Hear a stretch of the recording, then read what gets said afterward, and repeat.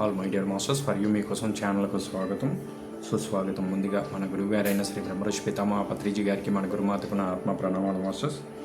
Okay masters, శ్వాస విజ్ఞాన జ్యోతిలో మరొక అంశం గురించి మన గురువు గారైన శ్రీ బ్రహ్మర్షి పితామహ పత్రిజీ గారి యొక్క సందేశం మాస్టర్స్. ధ్యాన మతం అనేది అది ఒక శాస్త్రము, అదొక సైన్స్, అదొక ఇంగిత జ్ఞాన సూత్రం, common sense, basic point for every person. ప్రతి మానవుడికి ఆ శ్వాస ఉంది, ఆ శ్వాస యొక్క శక్తి లభ్యం కావటం లేదు. కూసంత శ్వాస విద్య, కొండంత సంజీవని విద్య. కొంత శ్వాస మీద ధ్యాస పెడితే సకల రోగాల నుంచి, సకల మూర్ఛల నుంచి మనం జాగృతమవుతాం. స్వస్థతను పోగొట్టుకున్న వాళ్ళు స్వస్థతను రాబట్టుకుంటారు. కూసంత శ్వాస విద్య, కొండంత సంజీవని విద్య.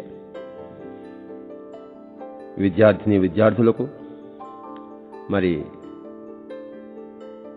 ఈ రోగాలు, వ్యాధులు ఇవన్నీ కూడాను వాళ్ళు గత జన్మల్లో మరి చేసుకున్న కర్మల ఫలితంగా ఒకవేళ వస్తే అవన్నీ కూడాను ధ్యానం ద్వారా మటమాయం అవుతాయి. ఎందుకంటే శ్వాస విద్య అనేది సంజీవని విద్య. కనుక ఈ విద్యార్థులకు ఏ తలకాయ నొప్పి వచ్చినా, కడుపు నొప్పి వచ్చినా, చిన్నవి ఏవి వచ్చినా అవన్నీ కూడాను ఆ యొక్క శ్వాస విజ్ఞాన జ్యోతి వెలిగించినప్పుడు, వాళ్ళు 10 నిమిషాలు 15 నిమిషాలు ధ్యానంలో కూర్చున్నప్పుడు, శ్వాసానుసంధానం చేస్తున్నప్పుడు అన్ని అనారోగ్యాలు మటమాయమవుతాయి. ఈ యొక్క ధ్యాన విద్య, శ్వాస విద్య విద్యార్థులలో